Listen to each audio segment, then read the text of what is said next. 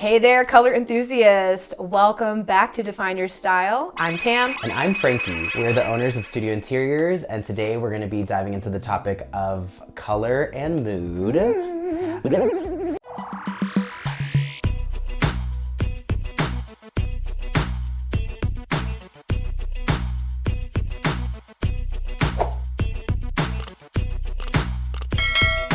But just to recap what we covered in episode 2. Yeah, we talked about the faculties of designs and how they intertwined with the senses. And understanding the faculties, which were perception, intuition, memory, and all of that jazz. You know, if you need a refresher, we'll post the link. Yeah, we'll post the link. Make sure you watch episode 2. Take a little look-see. Here we are on episode 3. Yeah. But basically, those things help you make an informed decision and a foundation for getting started on design. So now that we've set the foundational kind of backdrop for defining your style, we're gonna get into that next topic, which is how color and mood can work together to build an atmosphere. So color is a very big component to that. Oh, for sure. I mean, have you ever noticed that when you walk into a space and it automatically either puts you at ease? Yes. Or it kind of gives you little goosey boompies. Oh, okay. Little goosies when you walk in there. Ooh. And you want to know why. Like a hot pink built-in. Like a hot pink built-in! This is very inviting. Yes. But color has a lot to do with your mood. And a lot of times you're going to see in areas, no, you're not going to want to see. But color has a lot to do with your mood. It does make an impact on the way you feel in a space. Yeah, I mean, for example, a lot of cool colors like blues and greens can invoke a feeling of relaxation, of calmness, of healing. So that's definitely a very good serene color that we see a lot of. And honestly, we've been seeing a lot of that in recent trends. I mean, think of all the different shades of greens and blues that a lot of our clients really gravitate to. Yeah, and even today, Franky's wearing a blue shirt. Are you calm? I am so calm all of a sudden, and for some reason, but now I know why. Or on the flip side, warmer colors, right? Like red. It can invoke passion, sexiness, you know? Yeah. Or it could even affect our psychological response and act as a warning sign. So it could raise that heart rate. You know, if you were in red today, I'd probably be a lot more on edge. Ooh, scared. Whereas blue is kind of like this really trustworthy color. You see it a lot of corporate logos. And of course, when you're trying to create a really serene bedroom or bathroom, that's a lot of the different kind of vibe that we're trying to interject there. Yeah, you rarely see, well, for me at least, I wouldn't put like a red bedroom. Unless it was a sex room. Yeah. You know, I feel like it invokes like that like passion, fun, hold on a second. Oh no, don't, what's the safe word? If you see us, if there's a red leather couch, it's going down. It is going down on a red leather couch. I don't even know if this is PG-13, but maybe we should put. Yeah. I mean, red can even really be an appetite kind of trigger. Totally. We've seen that before, of course, like with McDonald's. Yeah. You know, when they design those spaces, they want you to be in and out quick. Very quickly. That's kind of another reason that they kind of gravitate to that. For sure. Get you in, get you out, like the burger. And there was something else that I learned when I was learning about the psychology of color, but it's that the color yellow, of course, again, like red can be very energetic. So they actually did a study and tried out all these different colors on children's nurseries. And if you went with a yellow nursery, those babies cried more, they slept less. If you're gonna see the golden arches, that yellow, they probably just want you in and out. So that baby's like, get me out of here. Depending on the saturation of the color can give you an extra layer, for sure. It can even be something as like a foundational color, or it could be that accent color that you are just trying to make it a pop. So once you kind of decide that color that you think is best for your design purpose, there's different shades and different kind of vibrancy that you can go with. Totally. You know, my blue here is a very airy, serene kind of blue, but blue can also be a very moody color. It can give you that additional depth. You know, it can even be like really sexy. It's a little drama. A little drama, for sure. And you can do that with anything, whether it's blues, purples, greens. I mean, there's always that like darker tone that you can bring out of it to make it a little bit more sophisticated, a little more mature, if that's your vibe. Yeah, or a little poppy, right? Sometimes if you turn up the hue in it and make it really bright, that could be your accent color. Oh, it's so fun. If you go with like a really true crisp blue or yellow or green, it's just kind of like that really playful punch. Super, super cool. I mean, imagine like a neutral room and all of a sudden you have this artwork that just has this like really vibrant yellow or this really vibrant like pink.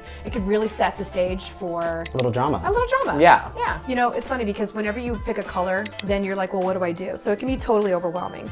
But if you pick a color and then decide how it is that you want to feel, then you're able to kind of use this scale to figure out what saturation or desaturation that you want to basically emulate the mood that you want to feel. To create that mood. Yeah, that's Yeah. great advice. And the color that you choose should reflect, your personality. Yeah. Don't be afraid to have fun with it. Trust your heart, because if you're, let's say it's paint, for example, you can always paint over it. Totally. If it's a punchy little pillow, you can just donate it, give it to a friend you don't like very much. We'll take it and give it to someone else. Yeah, but have fun with it because you might surprise yourself. Yeah, and don't worry about the trends. You know what I mean? Like sometimes trends are a good starting off point. A lot of people like to think that white doesn't count as a color, but it absolutely does. I mean, I really love walking into a room that is very tone on tone, light and airy. It does give you kind of this really clean feeling that maybe isn't necessarily super functional for a lot of lifestyles, but if you can keep it nice and bright, then it's totally such a beautiful way to go. I love Yeah, that. it can be very calming. And if you don't have a lot of natural light, white can be a very good way to brighten up a space. But when you do have a lot of natural light, white is just, it's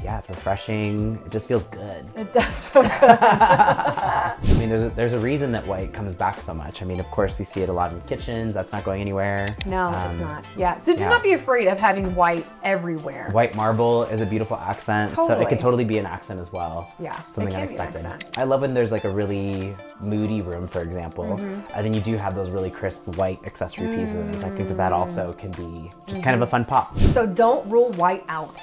Don't discount it. Yeah, it's not on discount. We're here for it. Sometimes that costs extra. White is a color. Again, like marble or white, for example, if it's a finish on a piece of furniture. Yeah. Like a really bright lacquered white piece of furniture can be like a modern, unexpected element. Totally. Or just something painted that feels a little bit more old world. You can get so much out of it. Yeah, I love that you brought up the lacquers because I think it really does change the shape of white, if that's even a thing. It gives you a little reflectivity. Yeah, it gives you a little reflectivity. It gives you a little bit of something unexpected. And it does play into that psychology of making things appear larger. So when you have those really reflective does. white surfaces, everything feels a little bigger. Yeah. Here's the other thing though, I think, is where white may be, I would challenge it, is if you have a room that's all color, your ceiling, right? Most people leave their ceilings white. Yeah.